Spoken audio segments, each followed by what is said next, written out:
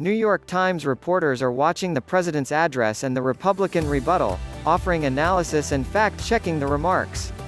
Biden's call to raise the minimum wage to $15 per hour was interesting, given that the proposition lacks even enough Democratic votes in the Senate to pass. A bid, led by Senator Bernie Sanders of Vermont, to add it to the $1.9 trillion stimulus plan failed in the Senate in part because some Democrats voted against its inclusion, and in part because the Senate parliamentarian ruled it violated the chamber's rules. There it is again. China and other countries are closing in fast, Biden says. On research and development spending, Mr. Biden said, China and other countries are closing in fast.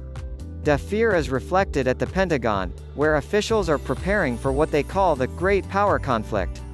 That translates into potential war with China, and their worry is that Beijing is rapidly learning how to do many of the things that used to be the sole domain of the United States, especially when it comes to defense research and development. Biden is going full populist now, promising to promote Buy American in his infrastructure plan and taking a shot at bankers. Wall Street didn't build this country. The middle class built this country.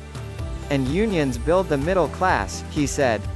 A through line of Biden's speech is competition with China, which he has framed as an economic and technological competitor. During other speeches, he portrayed competition with China as an existential battle between democracy and autocracy. Tonight, his approach sells it to the average American he constantly tells aides he wants to reach. There's no reason the blades for wind turbines can't be built in Pittsburgh instead of Beijing. Republicans have largely panned Mr. Biden's legislative plans, including his two-pronged infrastructure package, and are unenthusiastic about his descriptions of it here.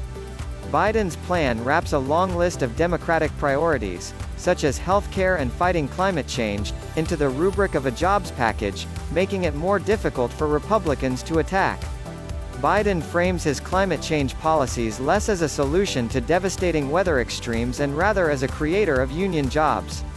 Both Republicans and Democrats stood to applaud for two lines: there's no reason the blades for wind turbines can't be built in Pittsburgh instead of Beijing, and Buy American. Among them Representative Kevin McCarthy of California, the House Republican leader. Democrats have hammered Republicans recently for highlighting to their constituents elements of the COVID relief plan, a nearly $1.9 trillion package pushed through with only Democratic votes. The infrastructure package could be pushed through Congress the same way, if Democrats decline to curb it to get more Republican votes.